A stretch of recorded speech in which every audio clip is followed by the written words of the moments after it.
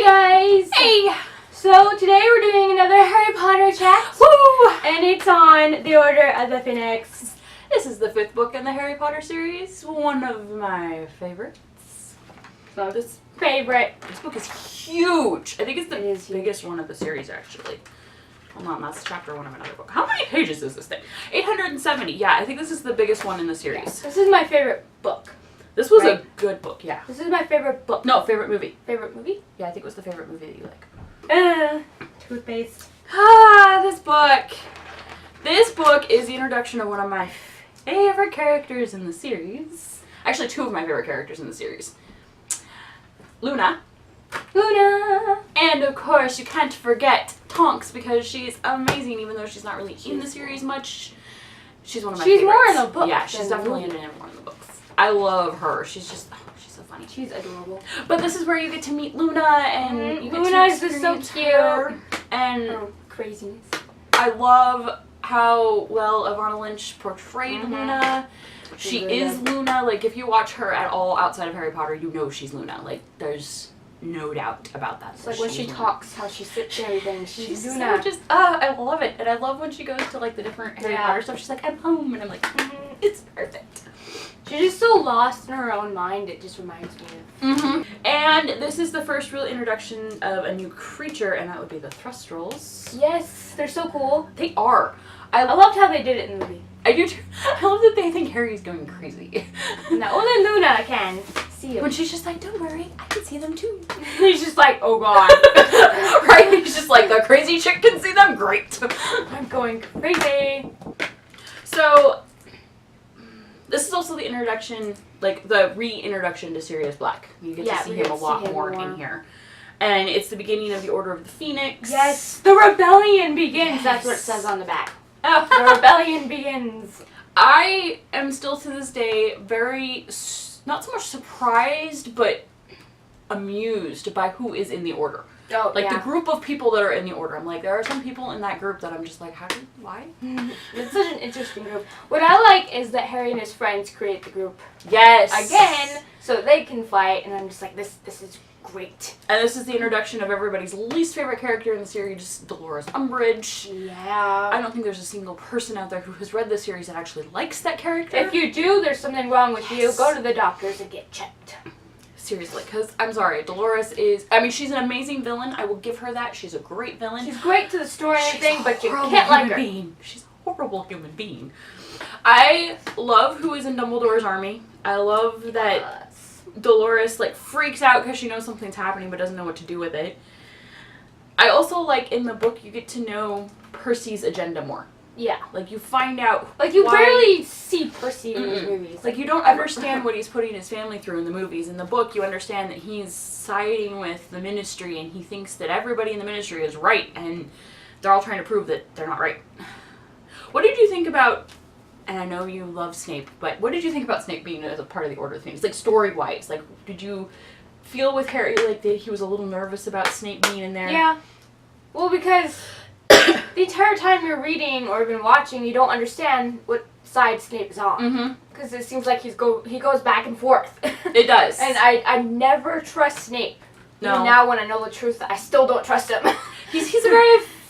He was the perfect secret agent. Switzerland. He is. He just goes back and forth. He doesn't have a choice. He goes where he needs to be. I'm pretty sure we both have the exact same favorite scene in the movie, and that is when they're in the Ministry of Magic. Yes, and the whole orb The orbs. Yes. And he kind of, the prophecy starts to come about. Yes. And then they're fighting the Death Eaters, and then the Order shows up. You don't really get the prophecy type thing in the movie, though. No. It was just like a whisper of it, but you have to be actually listening to the movie really close to hear it. Yeah, and you have to, like, know what's actually happening. Because when I first watched the movies, I had no idea there was even a prophecy until I started reading. My favorite part of that, though, is when Sirius comes in, he's like, get your hands off my godson. Yeah. I'm just like, go Sirius. This is also the movie and book where he died. That was the most emotional part ever. I'm just like, oh, poor Harry. He finally gets a piece of his family. A good and then piece. Taken away. And they This were at boy can't have anything good in this series. And they were at the point of possibly being able to prove that he was innocent and everything, and that he could go live with them instead of the Dursleys, and then he dies. I have to admit, even though, well, actually, I didn't see the movie before I saw the book, but in the book, I actually sobbed when Sirius died. It's just... I cried both ways. Yeah, it's movie, it sucks to see it in movie form and then read it in book form. It was just one of those emotional moments. And Gary Oldman as Sirius was He's perfect. amazing. These characters are just perfect with the actors. I also like that this is where you really get to experience more of Fred and George, too. They're so adorable. A lot more of stinkers in this book. They're starting their own little wizarding joke shop. This is where they leave, right? Yeah. At the end they leave. This is where they decide that they're just like, our lives are beyond the academic realm. We're done being a part of this horrible... I love how, like, at the beginning, though, and, like, it's in the movie. I don't remember if it's in the book because I haven't read the book in a while, but when they're, like, selling all of their stuff secretly to everybody. Oh, they do that in the book. Oh, okay, good.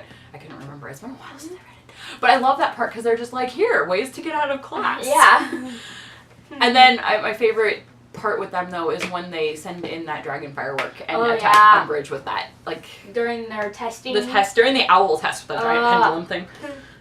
I'm sorry. I have test anxiety. That would make it worse. Right? It's so quiet, and then you have this big shh, clock here, and then you have Umbridge, like, smirking and walking down the right? aisle. She's watching you. Checking She's you. like, are you cheating? I feel like if you were cheating, she'd just, like, smack you and then make you start writing with the ink and answer all of your questions, so you'd have, like, your questions up and down your arm. It would suck. Your poor arm. And then I love that she's just kind of like, what is that sound? And she walks out, there's just this little firework, and it explodes in her face. It's also when everybody gets their Patronus. Yes, when they're practicing In the room requirement, that's they like, try and everything. you really get to understand what the room requirement is by that point. Because it forms to what you need. Although Ron asking his question of, so if I needed the toilet, I'm just like, oh my god, Ron. It would become a toilet for you. He would ask that. I also love that this is the book and the movie where Hermione's like, I'm done following the rules because I don't like Umbridge. She's finally starting to rebel. And everybody's just like, who are you and what did you do with Hermione? But cool. That's when I love Hermione for that. Especially at the end when she's just like, tell her, Harry, tell her. And Harry's just kind of looking at her like, what on earth are you talking about? And so she makes up this stuff to get Dolores out there. So smart. It's not she fair. is. I want to be that smart. Oh, and the other sad part in this book is when she tries to kick Trelawney out. Oh, yeah. She's like, brew a prophecy. I'm like, do you really think Side note, Emma Thompson is amazing. Yes. And of course, I love that McGonagall stands up for her, and Maggie Smith is... And Dumbledore, like, finally comes out. Yep. He's like, dude, where have you been? I have issues with Dumbledore in this book, because I have issues with him in a lot of the books. Well, he's avoiding Harry through this whole thing. know. I'm like, just tell him because why. he doesn't want to tell him because he's young and everything, and he doesn't think he can handle it. I'm just like, have you seen what he's been through? I'm like, he watched Voldemort come back in a graveyard. Watched Cedric He Diggory die. through as a baby, so I think he can handle all this. So, this is also when you start learning how to keep your brain from having Voldemort get into it, and poor Arthur Weasley getting attacked. Yeah. And Voldemort I have to admit, as soon as he figured out that him and Harry had that link, he used it well. Yeah, he did. I'm like, he knew how he felt about Sirius. Yes, he is. That's nice. I think my favorite part, one of my other favorite parts, is the end of the book and the movie when the Minister of Magic comes out and he's just like, oh yeah, Voldemort's back! Oh no, Voldemort's back! I just love how, because the entire time he's just like, oh, Dumbledore's crazy, there's no Voldemort. I love that scene towards the end when Voldemort and Harry are in the Minister of Magic and Dumbledore's there watching. I liked it more in the movie because it was more emotional, and you actually heard and saw Voldemort trying to get into Harry's mind to break him, and in the book you don't really get that. It's really quick and it's done and over, and he doesn't try to break him like you see in the movie. I like when he flips over and he talks about how he's like, making comments at Dumbledore, things that Harry wouldn't ever say, but he's trying to break both of them, and then Harry can finally do it. And I love what he says when he tells him you don't know about love or friendship. Yeah. And it actually stops him, because he's just like, shut up. He doesn't like that. But no, I agree. That was much more emotional in the movie. The movies have much more dramatic scenes than the book. And the fight scene between Dumbledore and Voldemort in the movie was so much better. Like, you get to see it all. See the Ministry breaking up and the shards and everything. It was a lot better. It was well done. I mean, I kind of laugh at Harry because he hides in a corner for part of that. But I have to agree, though, that's also probably a smart idea because the two greatest wizards are fighting each other. And it's probably safer. So all around, what would you rate the book and the movie? The book, 4.5 stars. The movie, 5. Yes. This is probably one of my favorite ones in the series because it kind of picks the rest of the series back up. J.K. Rowling did a great job. I hope you guys enjoyed our chat. It's a thumbs up. Subscribe, you know the drill. Check out some links that we have down below. Yes. Leave us some comments and whatnot. My voice is going away. Let us know what you thought of the 5th Harry Potter book and movie. Did you like it? Did you like it? Like Did you think it was good? Did you think it added to the series? Right, And comments. we will see you in our next video. Later. That's not your word. No, it's not. Bye! Yeah? I have to take Jeremy up to the airport. You're going to have to watch your food. Okay.